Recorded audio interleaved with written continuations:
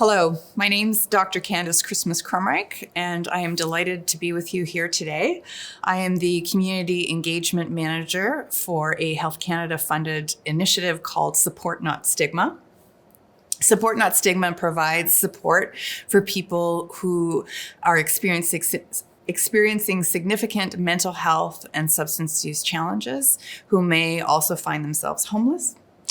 Our philosophy is to give people a hand up rather than a hand out. And we're also providing supports for people who love people who use substances and training for the people who work with them as well. Okay, so the rise of neoliberalism. Simply put, it didn't just happen. After World War II, we had the evolution of a philosophy called cosmopolitanism. And that's a mouthful. But cosmopolitanism was essential because it came out of the idea that Europe needed to be rebuilt after World War II. During this period, in 1948, for example, we had the formation of the United Nations and also the development of the Universal Declaration of Human Rights, which we have since been adding to over the subsequent decades. The concept of cosmopolitanism involves social citizenship and the idea that a person's economic class should not determine their access to services that will ensure their well-being and the ability to live a fulfilling life. The concept is that the individual person exists in relation to a broader social network, a society, if you will, and that there's a shared ethos of social good and an order that promotes fairness and equity across people within that society. Also, that came out of the United Nations at the time was the concept that richer nation states, so richer countries, were actually responsible to assist poorer ones in order to achieve the concept of health for all. And this was articulated in the Declaration of Alma-Ata of 1978. So all of a sudden we see health as evolving from an individual responsibility or a family responsibility to one that then becomes a social responsibility and even arguably a national one.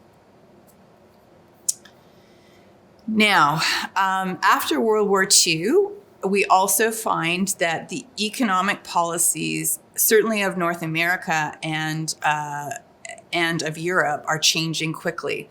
Keynesian economics developed, so that was by a man by the name of Keynes, who developed the concept that led to the post-war economic boom and the evolution of the nuclear family who could live on one income. So for those of you who might be younger in the audience, the nuclear family was a concept that was used to describe having a mom and a dad with their children, where the father typically was always the only breadwinner and the mother was a quote-unquote housewife. Her responsibility was in the social realm of maintaining the household, ensuring that the children were taken care of, going to school, et cetera, et cetera. So from a social perspective, that changed quite a few already existing structures.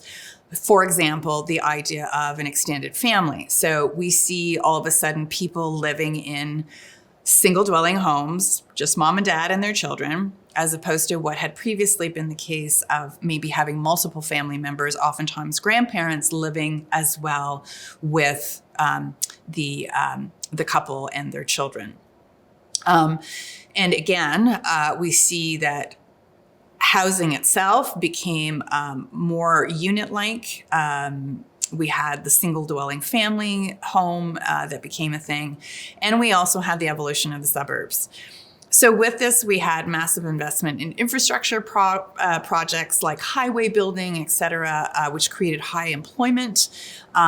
We also had the development of social housing. So a lot of people came back from the war and housing was needed to house the nuclear family. So government actually coordinated a lot of that social housing. And we also see the evolution of more schools and colleges.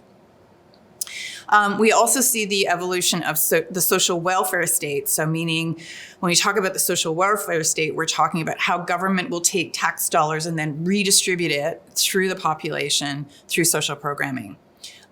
So income became redistributed to ensure that all members of society had their basic needs met. So for example, I've already alluded to social housing, so ensuring that people were housed, that people had sufficient income for nutritious food, that children had access to public education.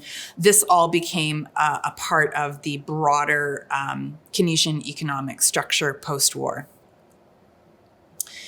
Now, you might ask yourself, how could we afford all that? But actually, in the 1960s, what's really interesting is that the corporate income tax in Canada was 47%. And what they call the top marginal rate was 91%. And so at that point in the 1960s, corporations were taxed at almost 50% as a mean. Today, the net corporate tax rate is 15%. For Canadian-controlled private corporations claiming small business deduction, the actual net tax is even lower, it's 9%. So we can see how over the decades from the 1960s until today, tax rates on corporations have dropped dramatically. And of course, that's based on a certain ideology, and that's what we're going to talk about next. So what the heck is neoliberalism? And we're going to talk about the period of time from about 1978 until the present.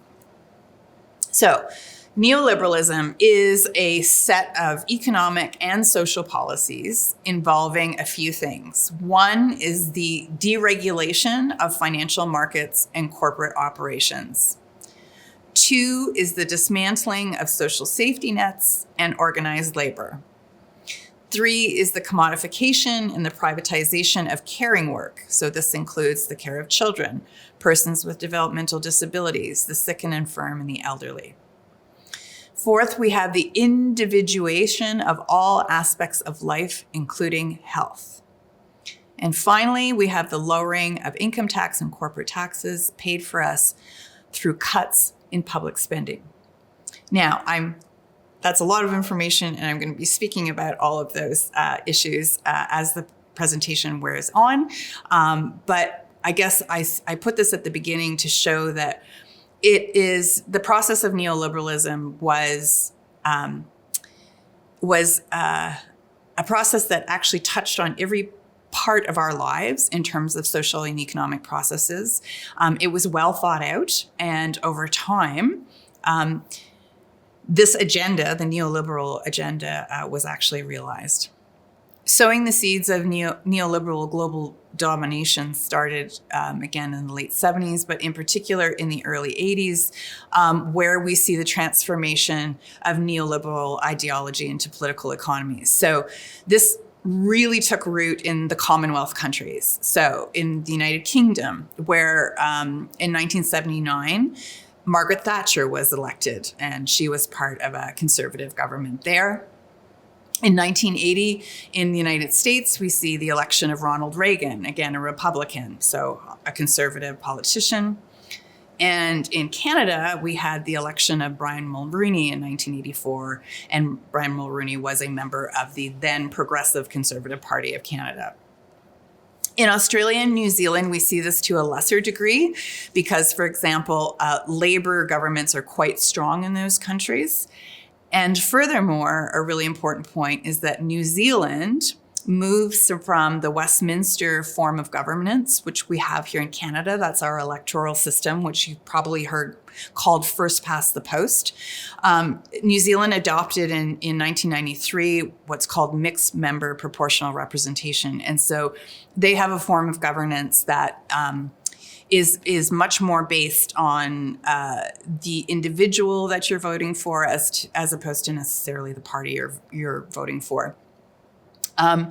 There are other massive changes as well across the globe. So, for example, in 1978, China sees Deng Xiaoping liberalize the communist-ruled economy and allowing China to be opened up to foreign investment. And that was a massive change, which when we think 1978, when I'm going to be talking about the period that follows, China has since become a dominant economic force in our world.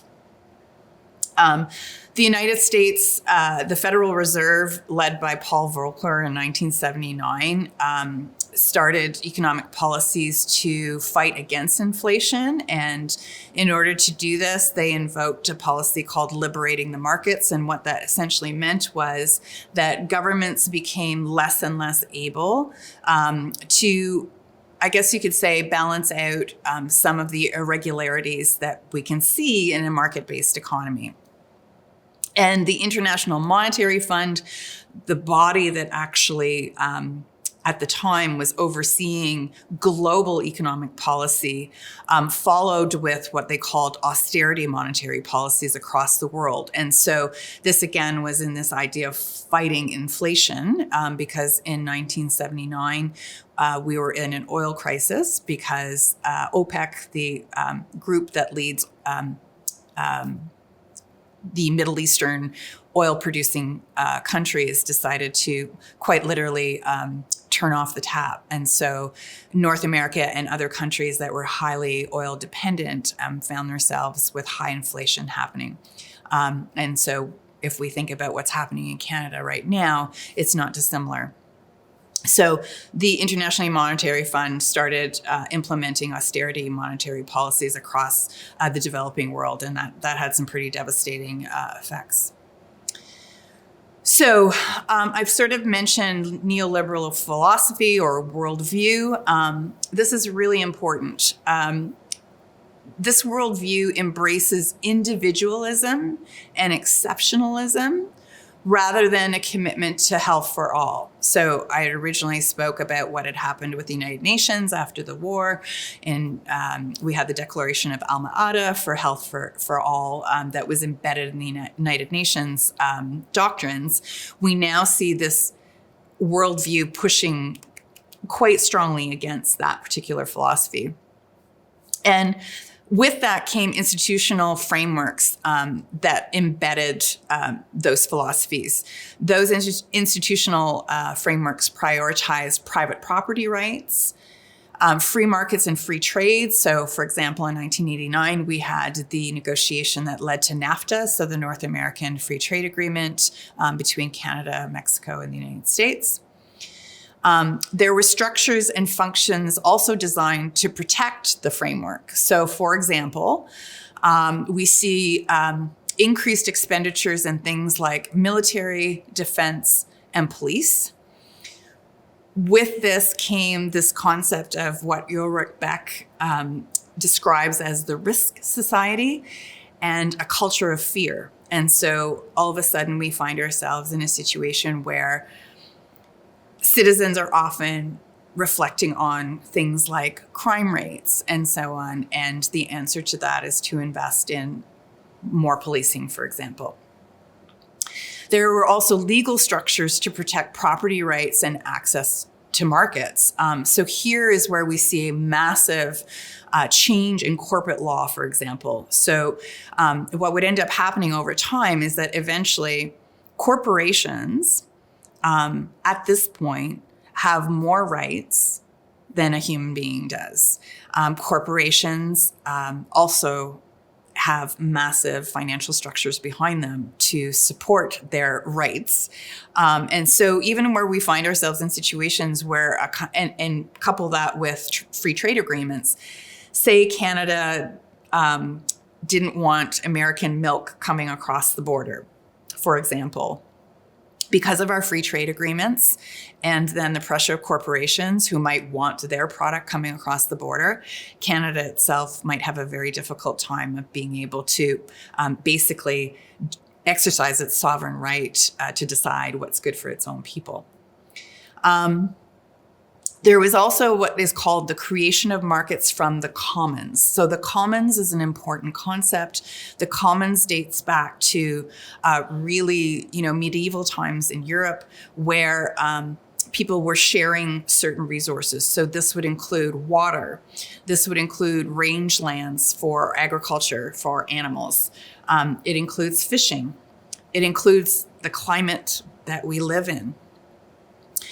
Things like highways, public transportation, utilities, healthcare, social security, all of these things that after World War II had been built up to support people were slowly but surely being eroded through essentially, oftentimes, for example, governments divesting of things like their utilities, for example, to then private companies. And this created a lot of problems and continues to create a lot of problems. We see things like, for example, the closing of the fisheries on the East Coast in Canada. And that was because corporations were greedy and overfished that common stock, right? We also see the evolution of oligarchies and monopolies. And what those are, you might remember monopoly, but a monopoly is when a corporation basically has all of the rights over a particular product. And oligarchies is when you have several similar, very large corporations having those rights. And so I'll give a couple of examples. One example of a monopoly would be, for example, when a patent goes through for a particular medication by a pharmaceutical company, thinking back to, for example, the drugs that were developed for things like AIDS and HIV, those pharmaceutical corporations own those rights for a certain period of time. And so no other entity can produce them. And of course, being in a monopoly basically means that, you can set the price that you want to set. The evolution of oligarchies would include things like, for example, the very intertwined corporations now that we see that are producing our foodstuffs, are also our grocery chains, are also linked to pharmaceutical, who are also linked to fossil fuels and the production of things like agricultural products, the fertilizers that are required. And so you have these mega corporations that are basically controlling all of the points of production down to the food that we actually eat. And so often too, what happens with oligarchies is we have a situation that we call price collusion. And that can be particularly dangerous in terms of being able to then protect citizens' rights and access to, what are very, very important commodities like food. So the next thing I want to cover is how the roots of the quote unquote Protestant work ethic came to evolve into neoliberalism and influence that dogma. So we have to go way back to the 1530s to a man by the name of John Calvin. And John Calvin was a religious reformer who wanted to break from the Catholic Church and the governance of the Pope. Now, what's interesting about Calvinism is that it had some very particular doctrines that would end up basically traversing the test of time into our modern lives today in North America. So one of those doctrines was called asceticism. And the idea here was that one could prove one's faith to God through frugality by saving and not indulging, by being conservative and being grateful for what one had, and to save for a rainy day. Have we heard that before? Another of the doctrines was called predestination. And then here the idea was that a human being could prove their grace to God by the results that they could manifest in their own life. And so the idea here was that man has choice and that a man's life is self-determined and that his actions stem from his own voluntary choosing. So this was very different from the old Catholic doctrine around things like fate and predestination and so on. And of course, it would play beautifully into neoliberal doctrine in terms of that concept that I talked about, individualism and exceptionalism, that the whole idea here is you prove your worth in the eyes of God by your actions of self-determination. So in summary, the Protestant ethic the value of one's grace or value in the eyes of God was attached to hard work, to thrift, to efficiency in one's world calling. So very much, interestingly enough, somewhat economic parameters. And to go into a little bit of sociological theory, I'm just going to draw on Max Webster's writing around the Protestant ethic and the spirit of capitalism. And so what Calvinism did was essentially eliminate magic from the world, this concept, the Catholic concept of the sacraments, and again, miracles and saints. Calvinists expected systematic self-control and provided no opportunity for forgiveness of weakness. Again, when you individualize your worth in the eyes of God, it somehow takes away the idea that God's forgiveness can be bestowed upon you. And there was also an attitude towards one's neighbor's sins that was not sympathetic. That person could be regarded as God's enemy and bearing the signs of eternal damnation. This also led to what Weber calls the Christianization of life that had dramatic political implementations for the way people live their lives. So all of a sudden, how people were meant to live their lives became very systematic and rational. So going back to, again, that idea that Calvinism, interestingly enough, the whole concept of grace was rooted in economics. Now, the darker side to it also became the rationalization for white supremacy and slavery and the exploitation of the poor.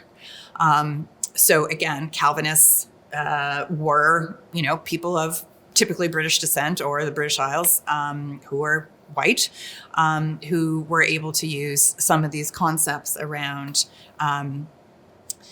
again, being able to enslave other populations and the poor. And so what we see is 250 years of colonial Protestant theology bear out on our lives. This was based on changing individual social behavior through punishment, for example. It became the criminalization of poverty and sloth, and that people like that were enemies in the eyes of God. And that individual success is proof of one's worthiness in the eyes of God. So there's an old English nursery rhyme I thought I would share. They hang the man and flog the woman that steal the goose from off the common, but let the greater villain loose that steals the common from the goose. The law demands that we atone when we take things we do not own, but leaves the lords and ladies fine who take things that are yours and mine. So one is kind of left with the idea, so does God love everyone?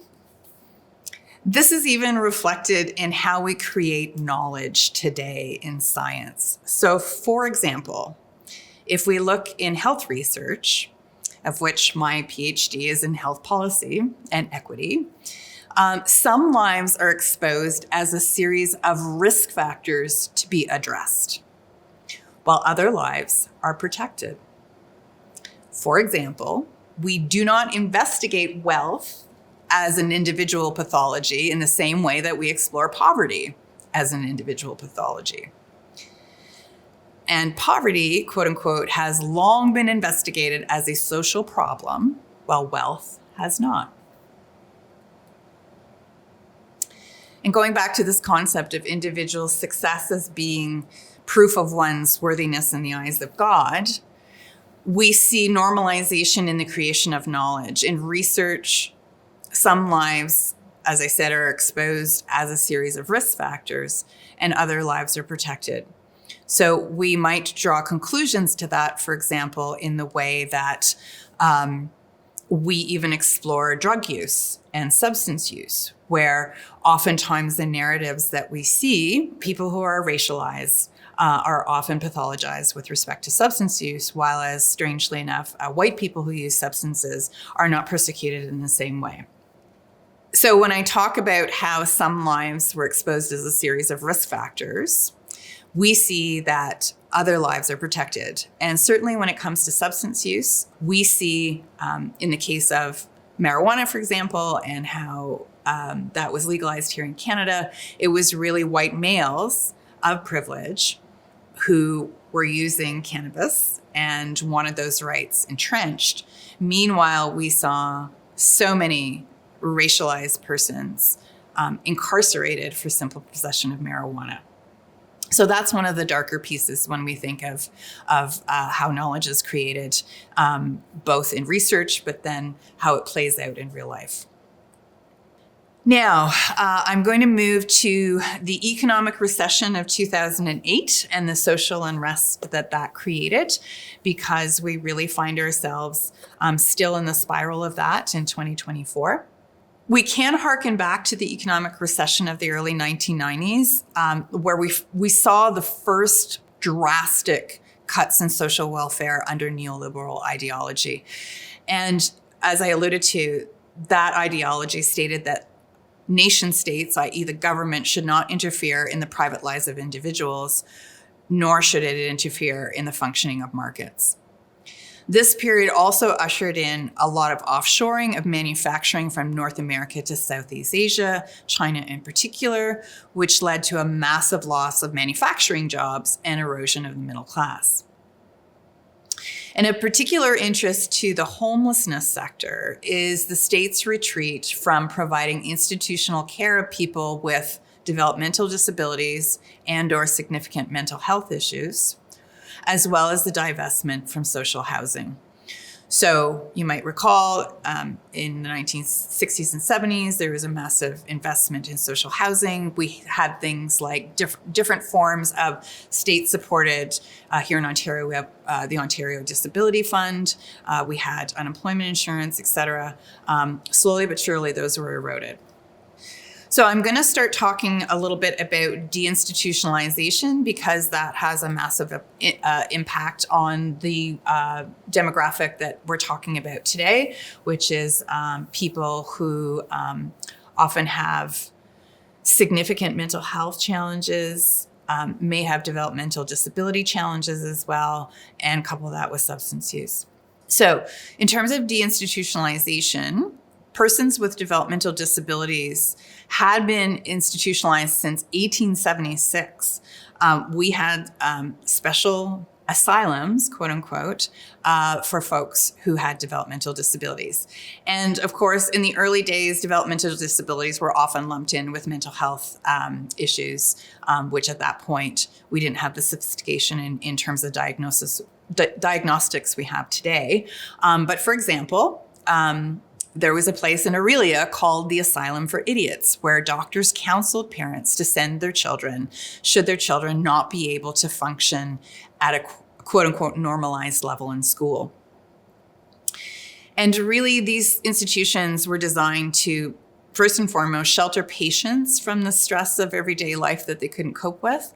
But also, when we think back to Calvinism and sort of this idea of how we're judged in the eyes of God, this was also designed to shelter parents from the judgment of society that their children were lesser. Now, by the 1960s, Ontario operated 16 of these institutions in rural settings as well, primarily across the province. In 2003, the Ontario government committed to closing Ontario's last 3 institutions. And by 2009, persons with developmental disabilities, often with concurrent mental health diagnoses, were sent back into quote unquote community. So again, 1960s, we had 16 institutions. By 2003, we essentially had none. The average age of residents at the last setting, which was close by here, it was called the Rideau Regional Center in Smith Falls. The average age of residents at the time that they were sent back to the community was 51 years old, and most had lived in these institutions for 4 decades. As you can imagine, community integration was not only challenging, but actually had abysmal results. And unfortunately, what ended up happening was oftentimes communities, aka families, were not able to cope with the stresses of the high needs of these individuals. These individuals who had lived in very regimented institutional settings their entire lives were now out in general community and trying to adapt to living with people who didn't have as regimented lives. And what ended up happening, unfortunately, is that a lot of these people ended up sadly being reinstitutionalized, except that this time it was in jails. So here is where we also see one of the rises in substance use. So a lot of these folks got kicked out of their family homes, for example, and ended up on the streets, ended up getting involved in illicit drug trades, etc. It's a very sad story, actually, but it's a very significant one in terms of where we find ourselves today. Now, when it comes to deinstitutionalization with respect to the mental health sector, the Harris government escalated the closure of psychiatric beds. So psychiatric beds were, again, these were not institutions for people with developmental disabilities. These were institutions for people who had significant mental health challenges. So, people who were suffering from schizophrenia, for example. Now, by 2001, 500 of the 2,900 beds had been closed. There was no new funding for community-based mental health services. So again, we're sending people back into community with no supports. People who had lived in psychiatric institutions were often left homeless due to the housing crisis as well. These are people who could not necessarily hold down a job. And so what were they going to do? And so community integration here of folks with psychiatric disorder had abysmal results as well. And as you can predict, a lot of folks were reinstitutionalized, but in jail. Now, with respect to inpatient mental health services today, we have the Adult Mental Health Act. Here in Ontario, we have inpatient units who support people 16 years of age or older, but who are medically stable and have a primary diagnosis of a severe mental illness such as schizophrenia, schizoaffective disorder, mood disorders like bipolar 1 or 2, or a major depressive disorder. Complex aftercare, relapse prevention, and specialty treatment are included within the service offered. But the problem is like clients who have a diagnosis of developmental delay or substance abuse or personality disorder or psychosexual disorder or neurological illnesses, etc., eating disorder, brain injury, are only considered if there's a strong suggestion that there is a comorbidity with one of the more severe diagnoses. And so here we find ourselves in a situation where we have very few inpatient cares for a whole host of people with a whole host of complex mental health issues, and they just do not have access to the services that they need to deal with those. The next piece of the puzzle is affordable housing, or lack thereof. So getting into the policy a little bit, the investment in public housing in Canada happened from 1944 to 1979. We had the National Housing Act of 1944, and that was designed to, as I alluded to, the housing crisis post-war of people coming back, wanting to start families. Again, these are young men, and taking care of our soldiers in that way. In 1945, the Central Mortgage and Housing Corp was created that led to massive construction as well as repair of existing housing stock. Here's a really important piece to this puzzle. From a policy perspective, even way back then, home ownership was viewed as a solution to a range of social problems, including poverty. So getting people out of poverty, getting people out of inner city slums, and building a strong workforce for this new economy that came out of the post-war boom. It also meant moving a lot of renters out of their apartments and so on, and into their own homes for the first time through the social housing policy. And in the 1970s, we had what was called the National Improvement Program, which was a holistic approach to integrate housing and social and recreational infrastructure. And so here's, I guess, what you could call Canada's equivalent to the projects in the United States, where we see the building of whole communities like Regent Park in Toronto, for example, where you had social housing, but within that geographic space, you also had, recreational infrastructure and oftentimes schools, for example. So you're almost creating like these mini social environments within the housing structure. Now, that didn't last. There was a divestment out of public housing.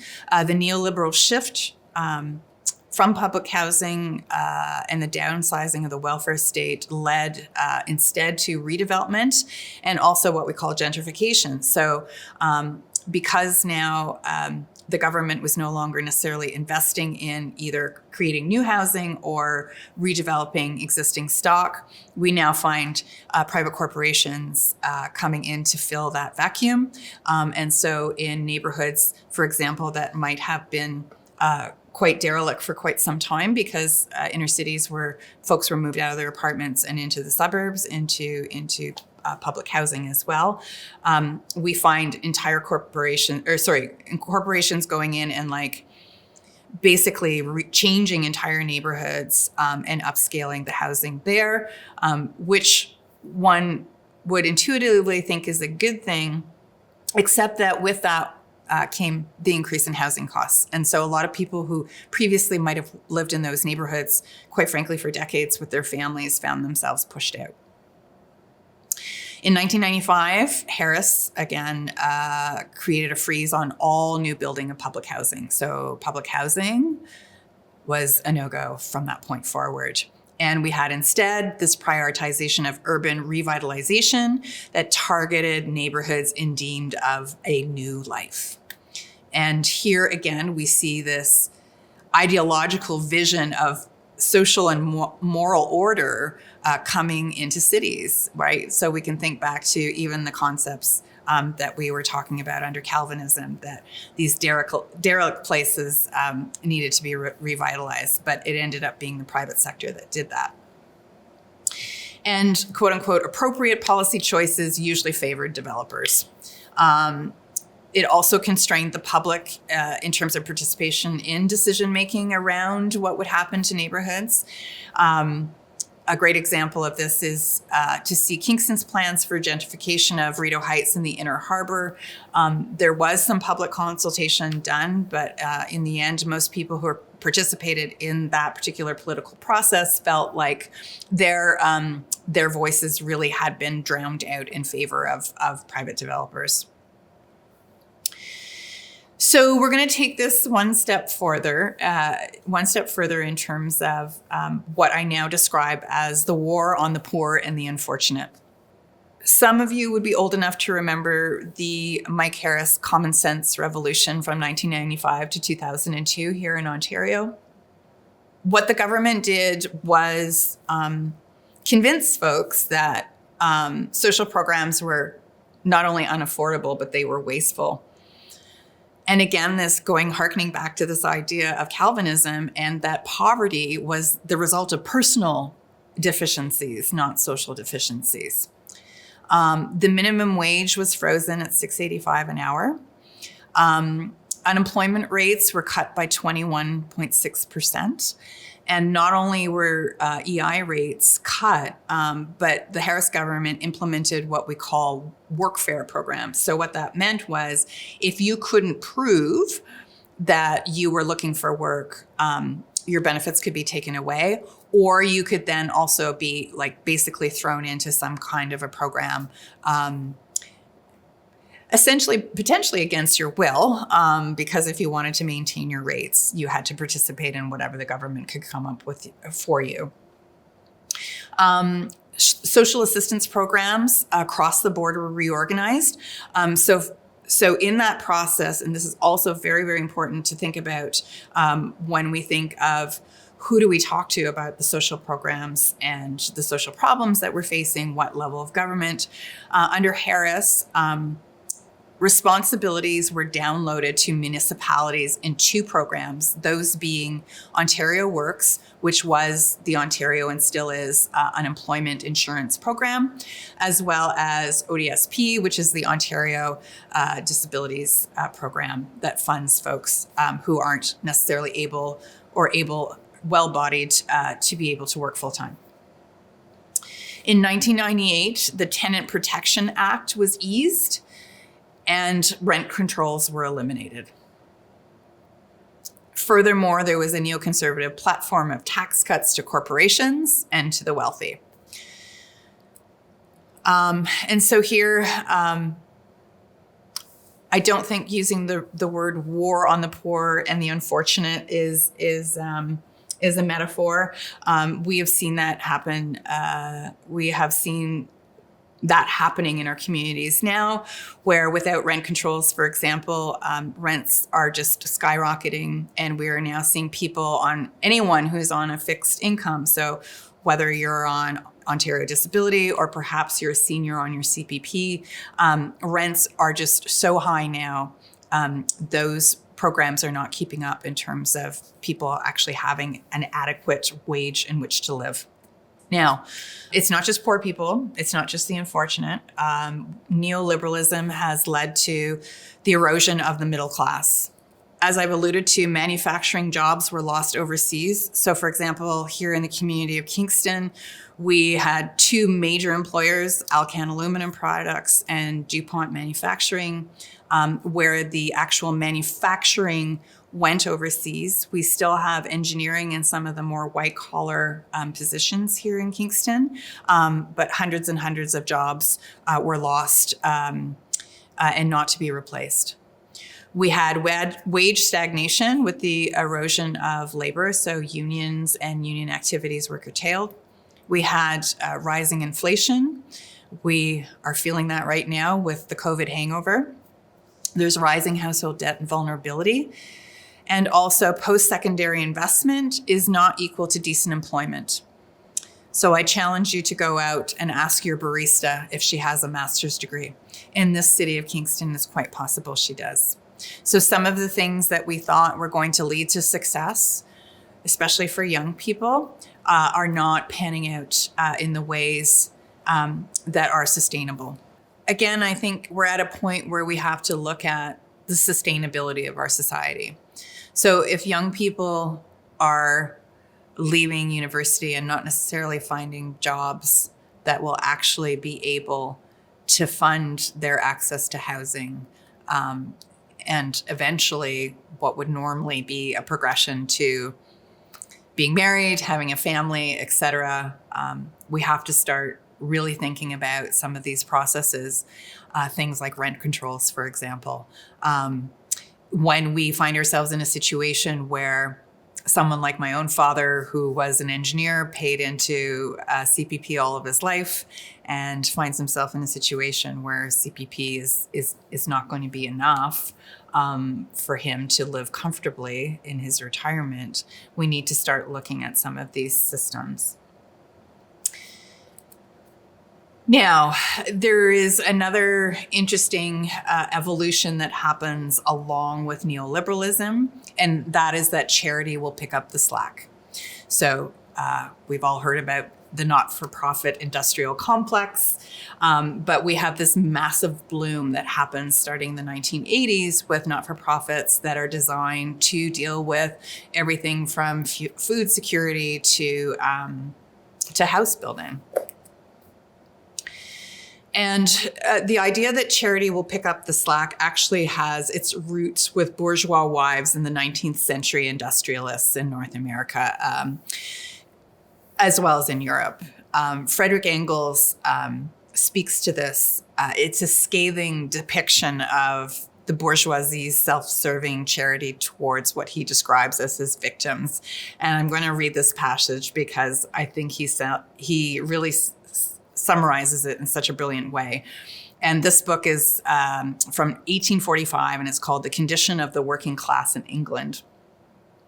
So Frederick says, as though you were rendered the proletarians a service in first sucking out their very lifeblood, and then practicing your self-complacent, phariasic philanthropy upon them, placing yourself before the world as mighty benefactors of humanity when you give back to the plundered victims the 100th part of what belongs to them. Charity which degrades him who gives more than him who takes. Charity which treats the downtrodden still deeper in the dust, which demands that the degraded, the pariah cast out by society, shall first surrender the last that remains to him. His very claim to personhood shall first beg for mercy before your mercy deigns to press in the shape of alms the brand of degradation upon his brow. It might sound dramatic, but we do have to think about this in the context that people contribute to society through their work. We live in a capitalist system where our work is how we earn money. At the proletariat level, the landed class earn money through rents and other passive income. And I brought this up because I think it's important to recognize that the ruling classes, the bourgeoisie, the upper middle classes, who are often our politicians, are really have a culture that is seated in things like this bourgeois attitude around charity, where they are bestowing upon people gifts when in fact it's really the people who are working to provide them with all of the luxuries that they enjoy. And this is a different way of looking at Calvinism, right? Where Calvinism is like the bourgeois, you can justify having the life that you have because you were successful. And similarly, you can judge your neighbor who isn't as successful and not feel too bad about yourself. But should you still feel a little bit guilty, you can engage in acts of charity. It gets a little darker than that,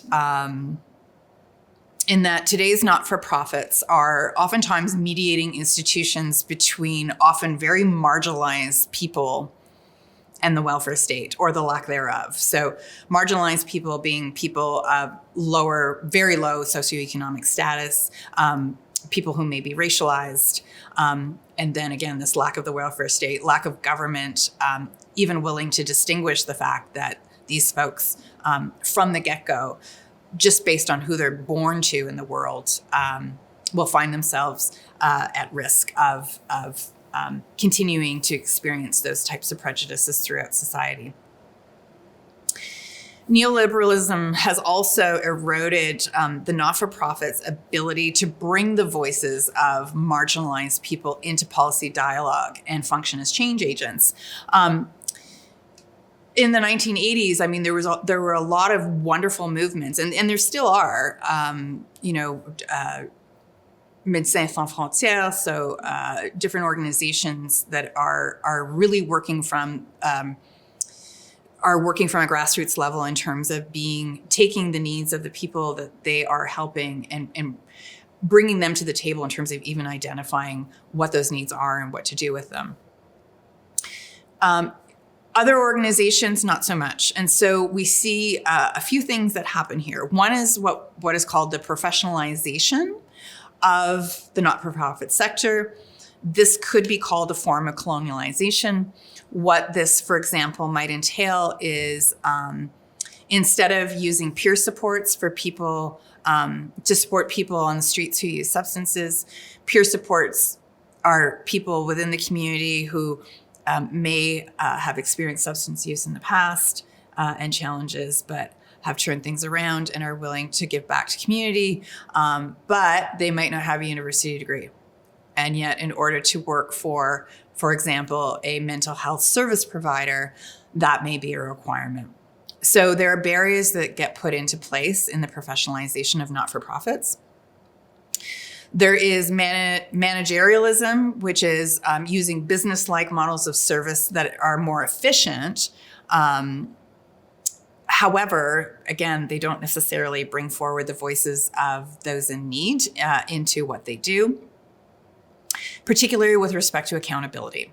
So accountability matrices for a managerial way of handling day-to-day business are quite different than accountabilities that you would use from an equity, social justice perspective, for example. There's competition between organizations rather than cooperation for funding in particular. There are laws and regulations that still privilege the influence of elites. And so we see, for example, the Bill Gates Foundation, which is massive, really is an empire unto itself. And because of its corporate nature, the laws and regulations that govern it are much more geared towards a market system, for example, than necessarily, again, going back to this idea of a social justice and equity lens. We also see cronyism and corruption as a result, because there are ways of influencing the system. So here we see a case of where citizens have been abandoned by institutional forms that were designed to encourage their participation in the project of democracy originally. And now we find in a situation where really and truly oftentimes it's the funders that are running the show. This calls for what we call mutual aid or communal rather than charitable organizations to come to the forefront. Charities are hierarchical, mutual aid organizations are communal, and they're horizontal in nature. They're much more democratic, and they often come from grassroots. And we need organizational factors that foster community connections and participant engagement. And so we have to take the time and make the space for these types of forms of engagement. With efficiency aside, it's really important that the people that we're trying to help actually have a voice. Brilliant quote from Simone de Beauvoir. She says, "The oppressor would not be so strong if he did not have accomplices among the oppressed." Neoliberalism gets very, very nasty here. And really the neoliberal world order is really quite insidious. Each and every one of us has been conditioned for a generation plus now to be good, disciplined students, to be good, disciplined workers, to be good consumers, and to govern our own bodies and minds. And most of us aren't woke to this scheme. We do what's expected of us to be good citizens in the postmodern information age. So what I'm going to talk about now is called neoliberal performance culture and the disciplining of minds and bodies. And it was Michel Foucault who coined this idea that the social structures and the economic structures that have been built over neoliberalism have literally led us to the individual disciplining of minds and bodies that we do on a regular basis. So we see an intellectualization of mind over matter psychological techniques to enhance the self-efficacy of individuals. The self-help movement is a multi-billion-dollar industry. Everyone is regarded as a work on the self, instead of looking at household and community-based solutions and supports. It's on you.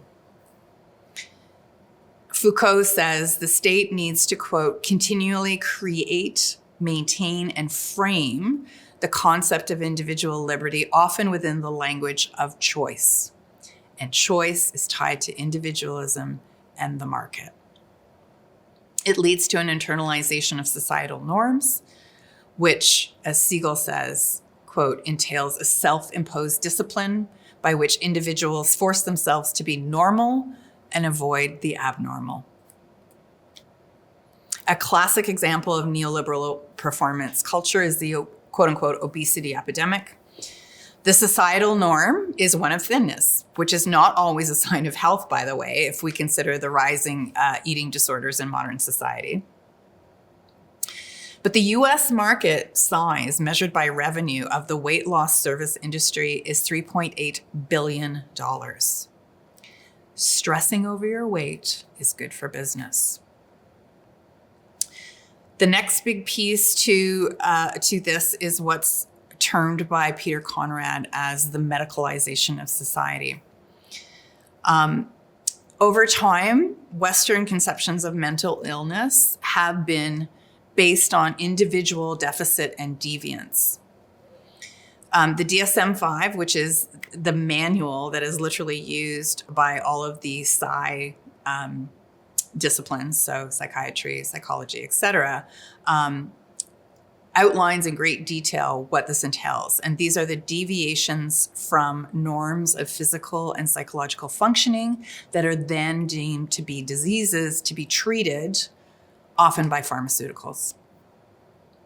Social determinants of health, so things like housing and access to good food and having a supportive community, are lost because, as Morrow and colleagues say, quote, biopsychiatry is tied ideologically to neoliberalism, and it promotes individualistic understandings of complex social problems.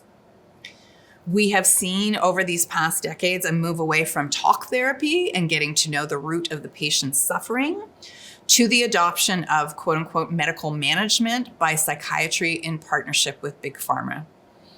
And furthermore, as we have seen the bloom of mental health challenges like anxiety, for example, the backlog of even being able to access psychiatry is massive.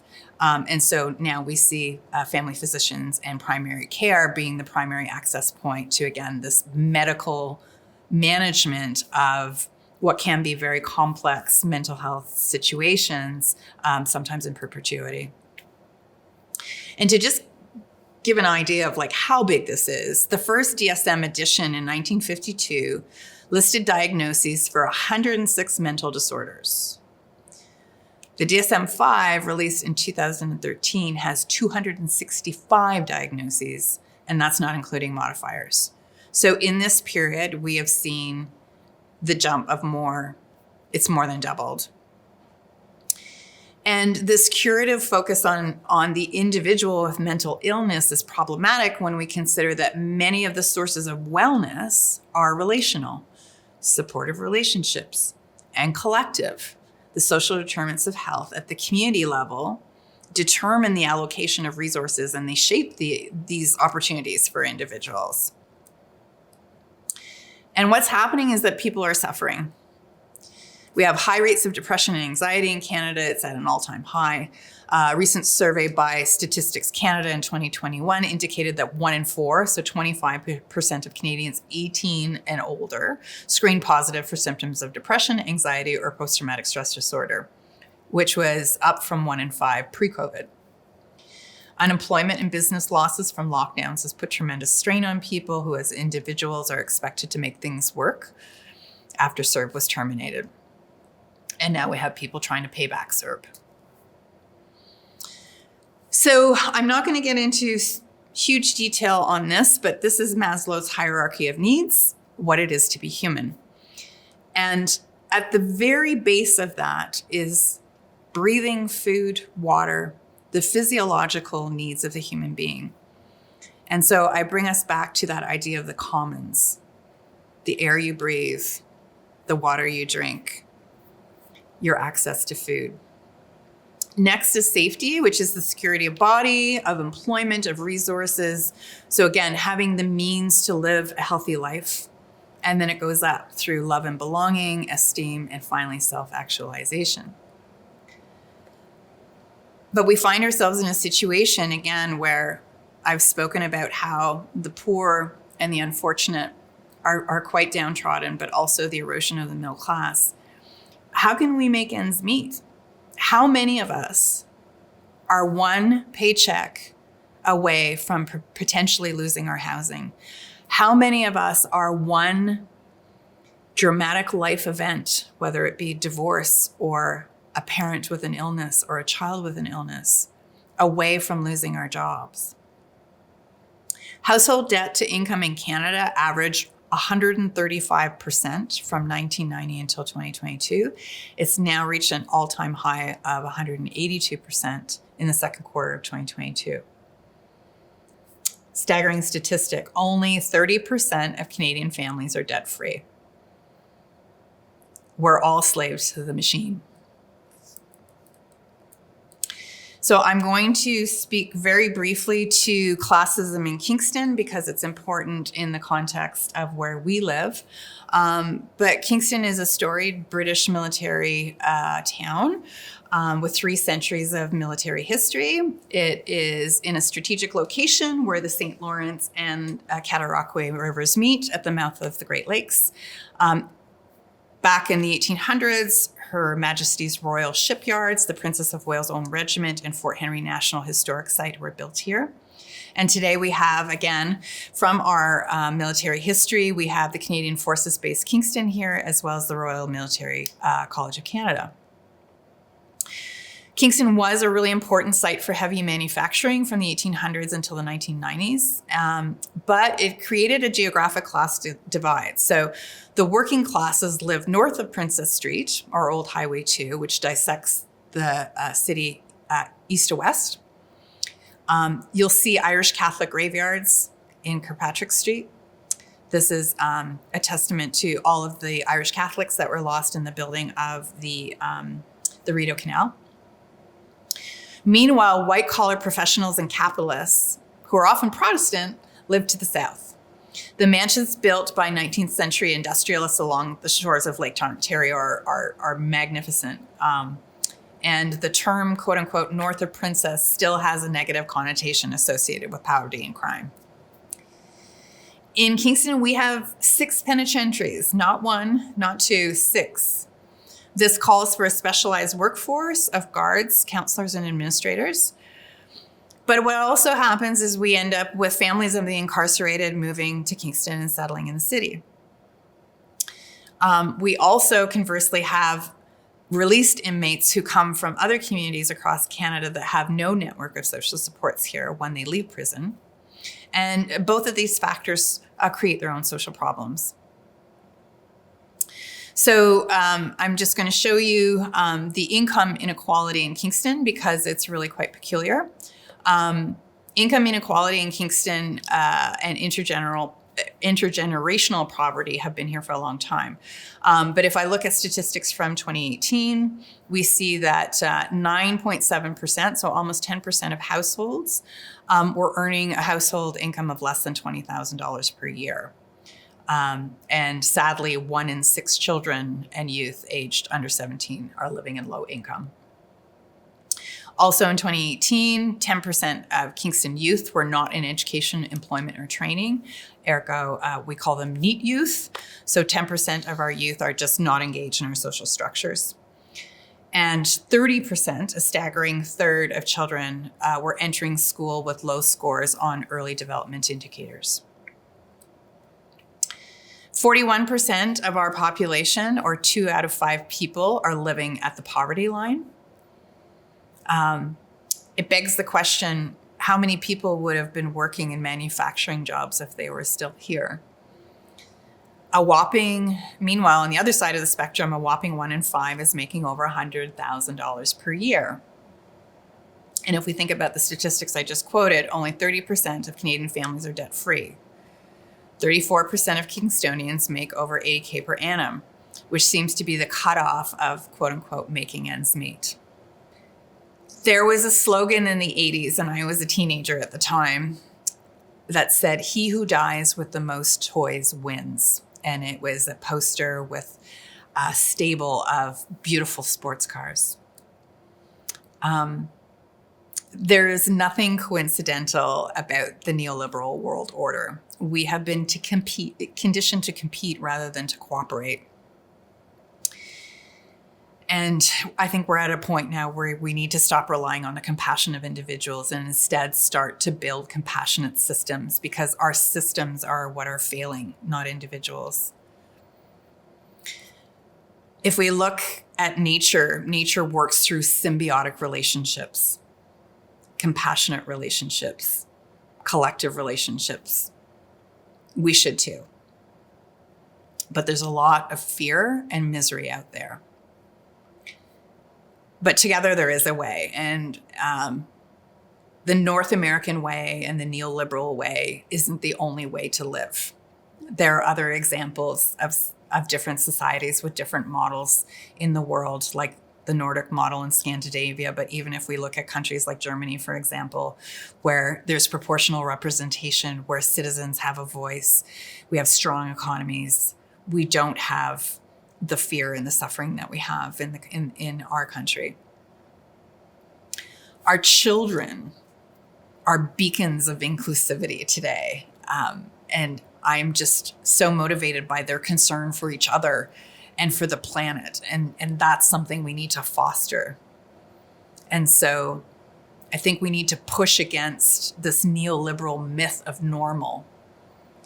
Granted, there's a lot of unpacking to do, but I hope this presentation has helped you to better understand the forces that have been at work for quite some time now and why we find ourselves in the situations that we do. So wrapping up, neoliberalism is a set of socio and economic policies that is underpinned by an individualistic philosophical worldview that promotes competition rather than cooperation and values profit over sustainability. If you are interested in learning more, there are resources listed for you, but I thank you for taking the time to dig into this somewhat dry material to hopefully give you a better understanding of why our society seems to be going to quote unquote hell in a handbasket, and why maybe you have noticed that there are more homeless people on the streets. There are more people with mental health and substance use issues. But I hope it also helps you to come at that from a more compassionate lens in terms of what these folks are going through. So I thank you, and I wish that you stay well.